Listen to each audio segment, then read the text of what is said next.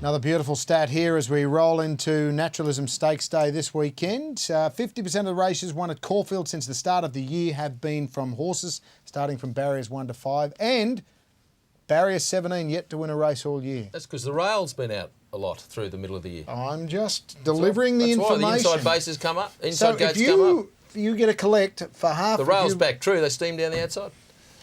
You're the Melbourne man. Boys, What if there's 8 horses in the field? Well, there's a fair chance. What It'll be 1 to 5. Yeah. But then Then it'd be 5 to 8. Anything?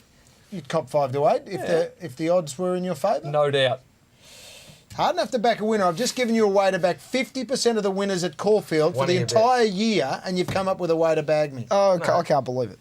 Unbelievable. It's the reason I'm dragging out all the stats this week, because stats don't lie, particularly when it comes to jockeys. And this is in relation to a tweet we received from one Matthew Weiss. Matt Weiss 1. Wasn't too happy about Manigar's ride from Luke Nolan the other day, and he has tweeted, Nolan rider Manigar, worst of the spring so far. Love to know Nolan versus Nash or Bossy stats. Matt, thanks for tweeting in, but you are kidding yourself. Manigar was an absolute victim of circumstance because Moran laid in it the whole time. You cannot say it was the worst ride of the spring. Luke Nolan is a star jockey, and a lot of the times, if the stats aren't as favourable as other jockeys, there's a reason for it. You know, he's riding stayers resuming and stuff like that. When he's on the moody horses and they get backed, you know what you do? You bet, and you bet big. Okay. This is the Nolan stats that you're looking for, and we've backed him up against Nash Rawiller because Nash rides for Gay, and that's probably the best correlation between the two. Mm-hmm. In the 12 months so far, as you can see, 390 rides, effectively half, give or take, for Gay and half elsewhere. Nash's stats give him 103 wins, 60% for Gay, and elsewhere Chris Waller, but that column on the right is your key. With every ride for Nash Rawiller, he is returning somewhere around 25% return on investment. So for every dollar, you get $1.25 back. That is unbelievable. He's a big race jockey. He's not a big race jockey. He's just the enforcer of the Sydney Jockey Room, Nash Rawiller. And the stats you see there with the Chris Waller, that shows you when outside stables book him, they book him for their top chances. What about the surprising Luke Nolan stats? Negative 11%, but positive with Mick Kent and positive with Peter Moody. So away from the gun stables, he's probably not on the good horses. Well, that's exactly right, because, and let's face it, the Melbourne jockey ranks, with all due respect, are probably more competitive than the Sydney jockey ranks. And a lot of the times, Nash is on these hot spots that lead him. I think they can be a little bit debatable. You've got, say, Hugh Bowman, Corey Brown, Glyn Schofield, Jim Cassidy. Yeah, that's the numbers, all get are you talking more about the fact that the trainers can get into town a bit more? It's a bit more competitive in the training ranks, which then goes towards the jockeys? Because I know what he's saying there about the numbers and the class of the Sydney riding scene. But is that what you're getting at, looking at 58% with Mick Kent? Well, Mick Kent's a very good trainer. Yeah, and they got plenty out of Melbourne that are good trainers. Absolutely. So a lot of times, if Luke's not riding for Moody and he's not riding for Kent, he's probably on something that's not going to go around even money. It's probably going to be a 20 to 1 shot outsider. Would you prefer Nash, say, let's say up to a mile, and then maybe you get to a mile and a half, Nolan or Rawiller?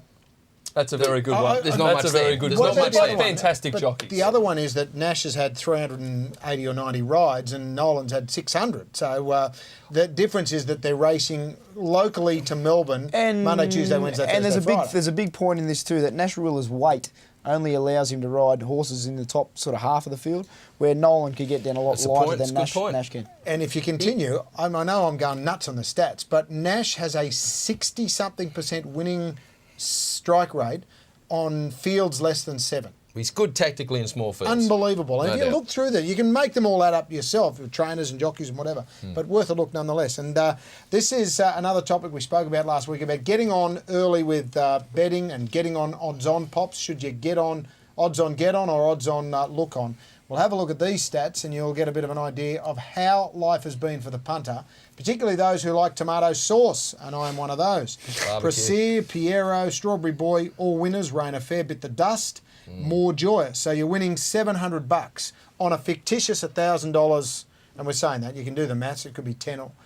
Odds on in Melbourne, okay as well. Golden Archer, Schnitzerland excluded, and none on Saturday.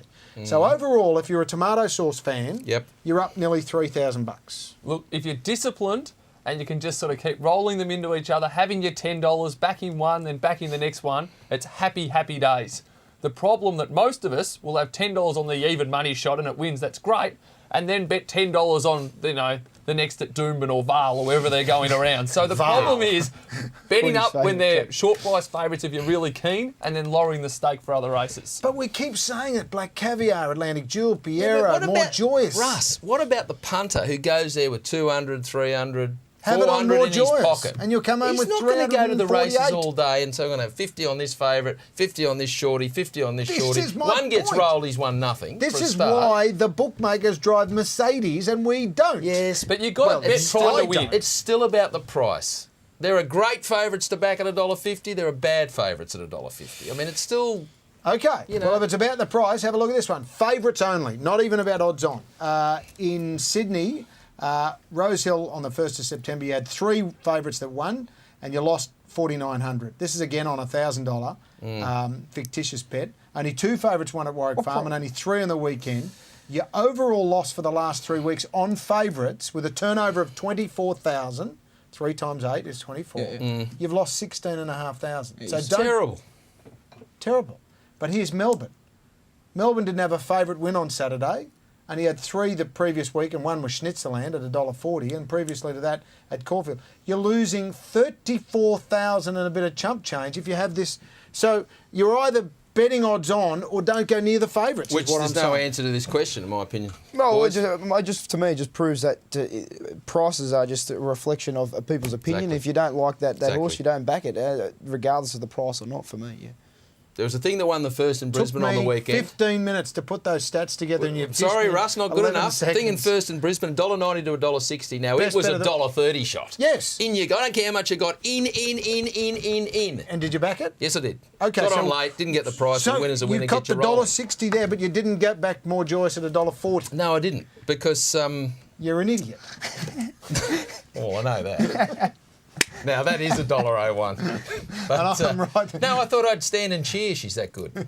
You were at the She's bar. that You good, didn't even Brad, leave the isn't she? bar. She's You very said yourself. You didn't I even... cheered. I looked after the poor blokes behind the counter. Had to still sell a couple of beers and And hot dogs at $47 a hot dog. I tell you who is looking after people is our mate Richie and the team who are doing the 4 tracks for kids.com.au. The big walk in a couple of weeks' time. I think this week is the last week to register, so make sure you're involved. It's on the Monday after the grand final. Good luck, big fella, in doing that one. Are you going? I'm registered to walk, but I've got a little disclaimer. If South Sydney happen to beat the Bulldogs, I might be a late scratching, but there certainly will be a double of the donation. Okay, one before we head to a break. D. Brown turned down the ride on Epaulet because he found one at Brisbane. Lucky Luna. He made the right call, or did he? Lucky Luna won, but he missed out on a little paycheck. I hope with the sling Epaulet. was good on Lucky Luna. Here it is from Saturday afternoon. Here's Lucky Luna starting to storm down the outside. Grey Assignment and Lucky Luna will find it out. Lucky Luna's got the Grey Assignment and Lucky Luna